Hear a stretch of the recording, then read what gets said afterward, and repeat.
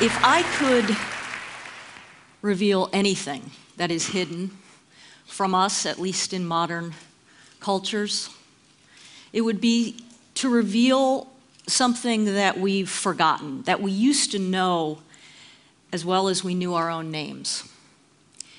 And that is that we live in a competent universe, that we are part of a brilliant planet, and that we are surrounded by genius. Bonjour à tous, vous venez d'écouter quelques mots de l'intervention de la scientifique américaine Janine Benyus. C'était lors d'une conférence organisée par TED. C'est elle qui a défini le concept de biomimétisme. Mais le biomimétisme, qu'est-ce que c'est exactement? Eh bien, c'est ce que nous allons voir avec Tariq Çekçak, directeur sciences et environnement de l'équipe Cousteau.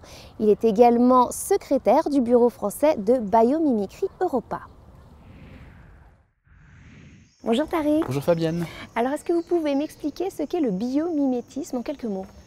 Bios en grec, ça veut dire la vie. Mimésis, ça veut dire imiter. Donc en fait, le biomimétisme, dans son essence, c'est imiter les processus du vivant et les innovations du vivant pour créer des innovations durables. Mais l'objectif du biomimétisme, c'est vraiment de le faire pour se resynchroniser avec la biosphère. Alors donc, si j'ai bien compris, il s'agit de faire de la nature notre allié pour innover. Absolument, c'est observer, ouvrir son regard, voir toutes les innovations que la nature a pu trouver depuis des milliards d'années de changements et essayer surtout, au cœur du concept, de le faire dans un objectif de durabilité. Car après tout, l'observation de la nature est très vieille, vieille comme l'humanité. C'est Janine Benyus, une américaine, qui a mis le développement durable au cœur du concept. Est-ce que vous pouvez me donner quelques exemples emblématiques? Le biomimétisme est divisé en 3 niveaux. Le premier niveau, c'est la forme, le design, comment s'inspirer de la forme des organismes, d'un coquillage, d'un arbre par exemple. Un des exemples emblématiques, c'est au Japon, le TGV japonais, qui s'appelle le Shinkansen, avait à traverser une région avec beaucoup de montagnes. Et ça crée des phénomènes de compression à l'intérieur des tunnels quand le train était à grande vitesse. Et ça provoquait des dérangements auditifs, mais aussi consommation d'énergie plus grande. Ils ont travaillé avec un biologiste pour essayer de comprendre quel type d'animal était soumis dans la nature au même type de contraintes. Et ils ont sélectionné le martin-pêcheur. Et le martin-pêcheur, effectivement, quand il va plonger pour pêcher des poissons, passe d'un milieu moins dense, l'air, à un milieu plus dense, l'eau. Et en imitant la forme du bec du martin-pêcheur, mais pas seulement son bec, également les rainures sur le bec et la forme de la tête, ils ont créé un train qui réglait le problème et qui consommait en plus 10% moins d'énergie. Donc ça, c'est un exemple de biomimétisme inspiré du design. Et Fabienne, je ne peux pas résister à l'envie de vous montrer un autre exemple aussi d'adaptation structurelle. Donc on est toujours au premier niveau, le niveau de la forme. Regardez ce ficus. Il a eu tendance à se courber puisque en montant, en fait, il ne peut pas dépasser une certaine hauteur à cause du toit. Et on a eu peur qu'il casse. Mais en fait, en même pas une année, il a développé des racines qui sont venues consolider son tronc. Ah, ça c'est une racine. C'est une racine, tout à fait. Donc c'est vraiment l'adaptation de la forme aux contraintes. Ça, c'est le premier niveau.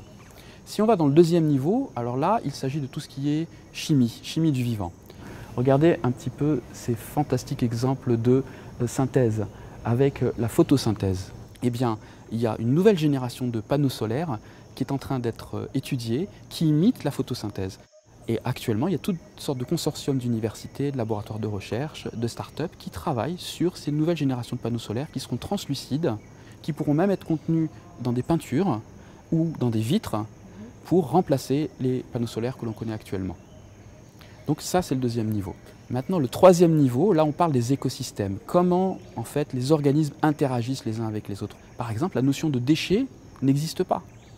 Le déchet, c'est toujours une ressource pour un autre organisme. Donc tout fonctionne en boucle. Alors il y a des innovations qui vont dans cette direction-là. Par exemple, ce qu'on appelle l'écologie industrielle, où on essaye de faire collaborer des industries qui vont produire un déchet qui peut être une ressource pour une autre industrie. Comme dans la forêt tropicale, où au début on a un sol pauvre, mais la complexité crée de la richesse sur la richesse. Donc le troisième niveau, c'est un petit peu essayer d'imiter ça. Donc c'est vraiment un enjeu de durabilité pour arriver à terme à une société humaine 100% compatible avec la biosphère. Ce qui veut dire zéro déchet rémanent dans l'écosystème et 100% d'énergie renouvelable. Pourquoi pas? On n'y est pas encore, mais toute la nature était capable de le faire et on fait partie de cette nature.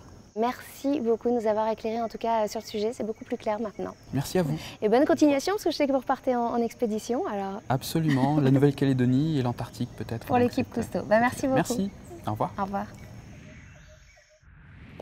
Suez Environnement considère évidemment le biomimétisme comme un vecteur d'innovation.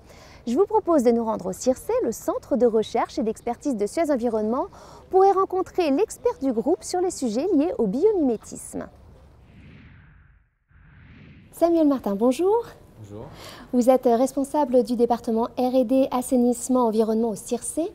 Alors dites-moi, comment Suez Environnement inclut le biomimétisme dans sa démarche d'innovation? Alors, ce qu'il faut avoir en tête, c'est que déjà, le biomimétisme imprègne nos métiers depuis toujours. On cherche à intensifier les procédés naturels.